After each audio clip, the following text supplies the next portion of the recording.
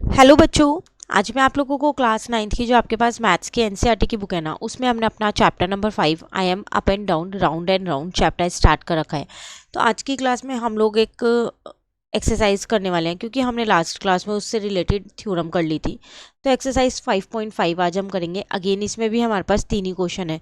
जैसा आप देख रहे हो कि इसमें जितने भी एक्सरसाइज है सब में दो या तीन क्वेश्चन है, और वो थ्योरम से रिलेटेड क्वेश्चंस होते हैं। तो स्टार्ट करते हैं। चलो हम यहाँ पर अपनी एक्सरसाइज क्वेश्चन नंबर 1 हमारे पास है यहाँ पर।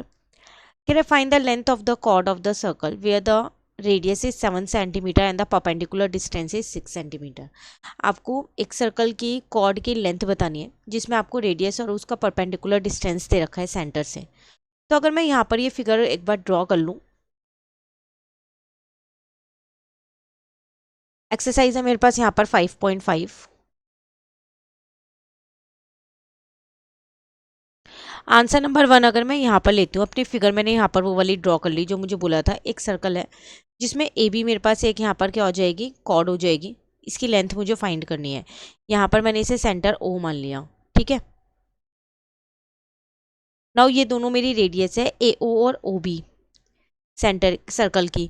और ये मुझे 7 सेंटीमीटर क्वेश्चन में गिवन है, तो मैंने यहाँ पर 7 सेंटीमीटर लिख दिया और यहाँ पर भी 7 लिख दिया। साथ के साथ इसका जो ये परपेंडिकुलर डिस्टेंस है, ठीक है, इसको मैंने m मान लिया। ये भी मुझे क्वेश्चन में गिवन है कि ये 6 सेंटीमीटर का है। फाइनली मुझे फाइंड क्या करना है, ए बी। तो सबसे पहली बात मैं यहाँ पर गिवन में लिख देती हूँ क्या क्या गिवन है मुझे। गिवन में मुझे A O is equal to O B 7 centimetre given है।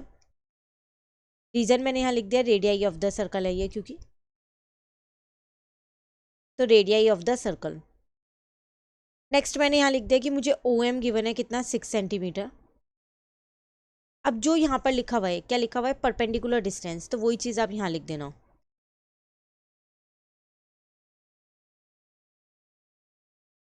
Perpendicular distance from the centre, ठीक है। अब आपने एक थ्योरम की थी कि जो ओ एम है वो ए बी के ऊपर परपेंडिकुलर, जब परपेंडिकुलर डालते हैं तो एम जो है वो ए बी को इक्वल पार्ट्स में कट करता है। हमने की थी कि perpendicular from the centre to the chord bisect the chord, वो कॉर्ड को बाइसेक्ट करता है। तो उस थ्योरम को एक बार हम यहाँ लिख लेते हैं। तो we know that the perpendicular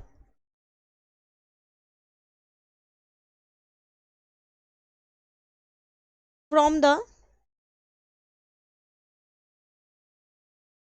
centre to a chord, centre से जब हम कॉर्ड पे डालते हैं तो वो उसको बाइसेक्ट करता है, बाइसेक्ट द कॉर्ड,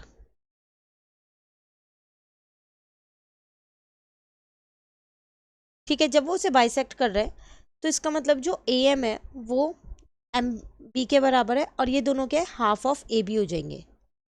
नाउ अब मैं अपनी पाइथागोरस थ्योरम यहाँ पर लगा सकती हूँ, कोई से भी एक ट्राइंगल में आप लगा लो। तो मैं ओ एम ए वाले में लगा दूँ। Now in triangle O M A, और यहाँ पर मैंने लिख दिया applying Pythagoras theorem.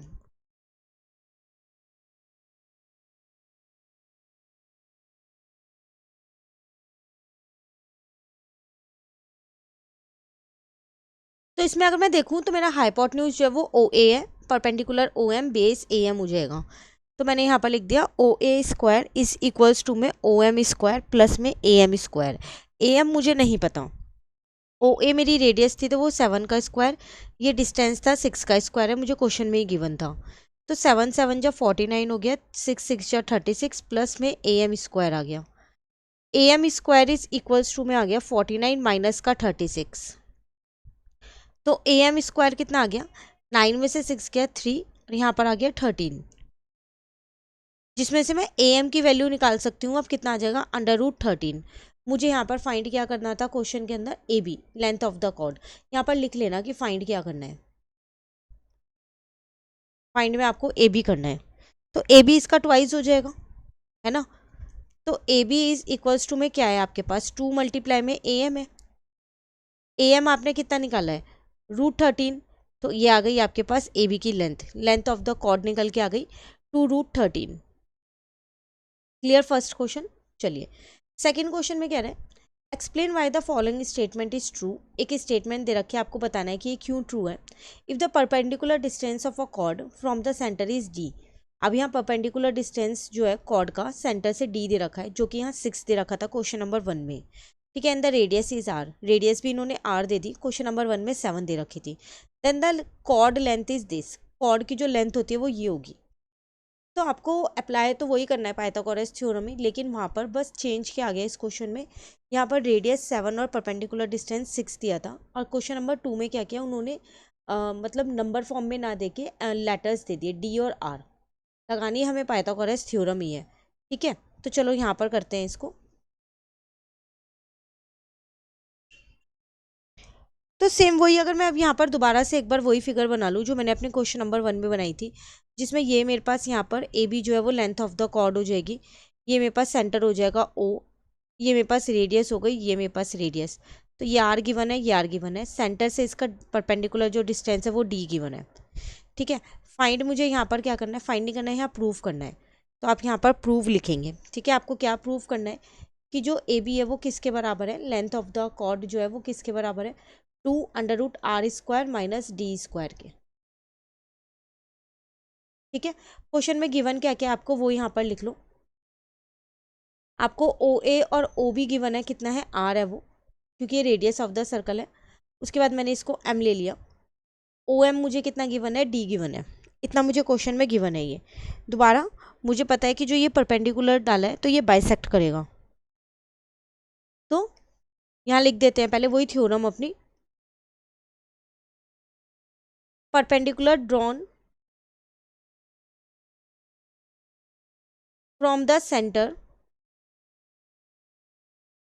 To a chord bisect the chord, to a chord bisect the chord. तो जब ये बाइसेक्ट करेगा तो इसका मतलब A M is equals to में एम बी, एम जो है वो मेरा मिड पॉइंट हो जाएगा और वो हाफ ऑफ ए बी हो रहा है यहाँ। ठीक है, अब पाइथागोरस थ्योरम लगा रही हूँ। नाउ इन ट्राइंगल, अब आप अपना लेफ्ट वाला ट्राइंगल लो या राइट वाला, बात एक ही है, कोई सा भी ले सकते हो, दोनों में से किसी में भी लगा सकते हो पाइथागोरस थ्योरम। और मैंने यहाँ पर लिख भी दिया है साथ के साथ, अप्लाइंग पाइथागोरस थ्योरम।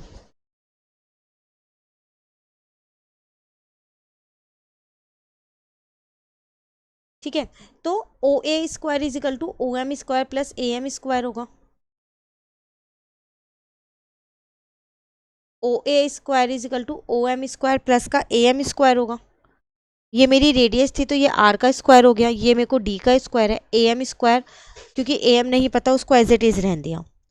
नाउ मैंने यहाँ से ए एम स्क्वायर निकाल लिया, तो वो मेरे पास आ गया आर स्क्वायर माइनस का डी स्क्वायर, और यहाँ से मैंने अपने ए एम की वैल्यू निकाली, तो ये अंडर रूट हो गया आर स्क्वायर माइनस का डी स्क्वायर। जो ए बी है मुझे वो प्रूव करना था, तो ए बी क्या है, 2 मल्टीप्लाई में ए एम है, यही है। तो यहाँ पर मैंने क्या किया, 2 मल्टीप्लाई ए एम की जगह ए एम की वैल्यू लिख दी आर स्क्वायर माइनस का डी स्क्वायर। और अगर आप ध्यान से देखो तो आपको ए बी को यही प्रूव करना था, आर स्क्वायर माइनस का डी स्क्वायर, यही करना था, तो hence proofed.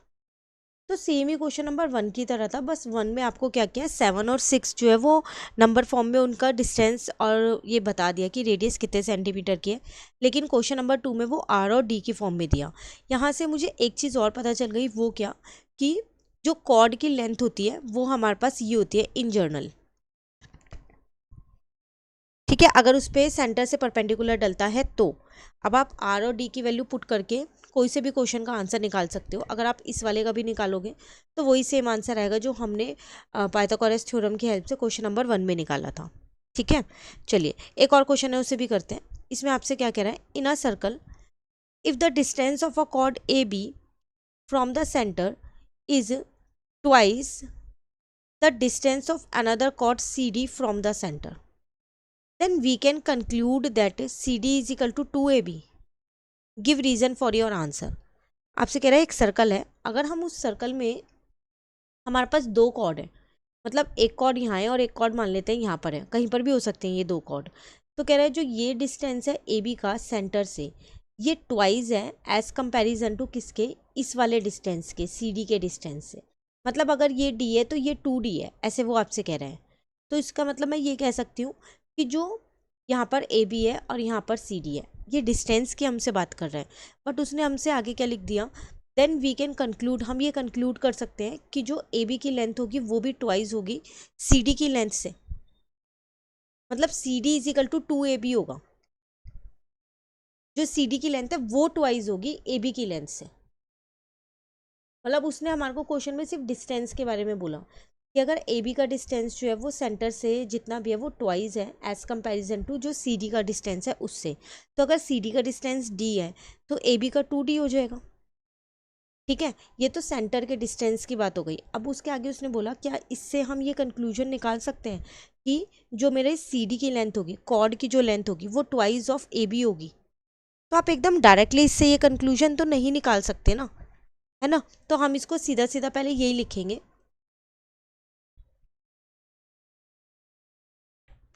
No we can not conclude that C D is equals to में ट्वाइस ऑफ ए बी, क्योंकि यहाँ पर मुझे लेंथ ऑफ द कॉर्ड की कोई इंफॉर्मेशन नहीं गिवन है। ठीक है, the length of the chord, जो कॉर्ड की लेंथ है, length of the chord depends on the formula. अगर आपको याद हो अभी हम क्वेश्चन नंबर 2 में एक फॉर्मूला करके आए हैं कि लेंथ ऑफ द कॉर्ड का फॉर्मूला हम कैसे निकाल सकते हैं, वो है 2r² माइनस का d² अंडर रूट में, इससे ही निकाल सकते हैं। अब इससे पता चलेगा कि r और d कितना कितना लेना है। ठीक है, तो चलो एक एग्जांपल लेके हम ऐसा करते हैं, यहाँ पर सॉल्व करके देख लेते हैं। तो मैंने यहाँ पर एक सर्कल बना लिया, अपनी 2 कॉर्ड मैंने यहाँ पर ले ली। ठीक है ना, ये ए बी वाली कॉर्ड ले ली और ये सी डी वाली ले ली। ये मैंने अपना सेंटर बना लिया ओ। तो एक डिस्टेंस ये है, ठीक है, एक डिस्टेंस ये है, इसको भी यहाँ से ज्वाइन कर दिया और इसको भी यहाँ से ज्वाइन कर दिया। तो ओ ए और ओ सी तो मेरी रेडियस हो जाएगी, तो ये दोनों तो मेरे आर हो जाएंगे, क्योंकि रेडियस मुझे क्वेश्चन में गिवन नहीं है। डिस्टेंस कह रहा था इसका ट्वाइस है, तो इसका 2D ले लिया, इसका D ले लिया। तो हम यहाँ लेट कर लेते हैं, लेट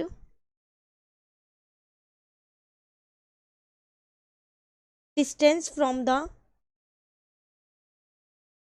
हम यहाँ पर पहले ये वाला ले रहे हैं the, and the distance of the chord ले लो पहले, ए बी वाले का लिख रही हूँ पहले मैं। Let distance of chord A B from the centre is 2D and distance of chord CD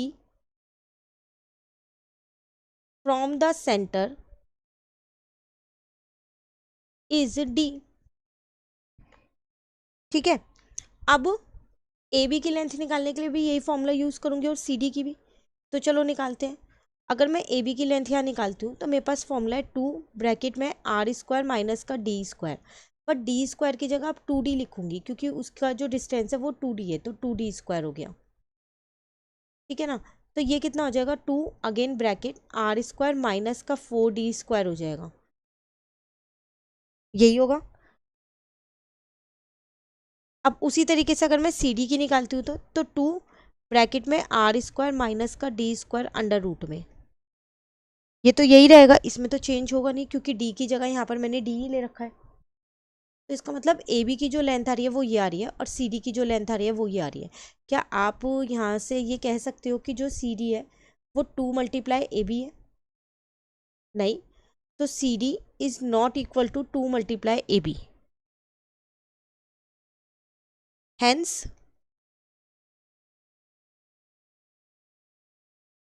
C D is not equal to 2AB in general. तो जब वो इक्वल ही नहीं है तो फिर हम ये नहीं कह सकते ना एकदम ही देख के कि अगर डिस्टेंस ट्वाइस है तो जो उनकी लेंथ है वो भी ट्वाइस होगी। क्लियर? तो ये था आपके पास क्वेश्चन नंबर 3 जो हमारा यहाँ पर कंप्लीट हो गया। अब 5.7 टॉपिक है angle subtended bye an arc, इसको नेक्स्ट क्लास में स्टार्ट करते हैं। ये भी काफ़ी इंपॉर्टेंट टॉपिक है और इसमें भी आपको 2 या 3 थ्योरम ईजिली मिल जाएंगी। तो नेक्स्ट क्लास में इसको स्टार्ट करते हैं। Thank you.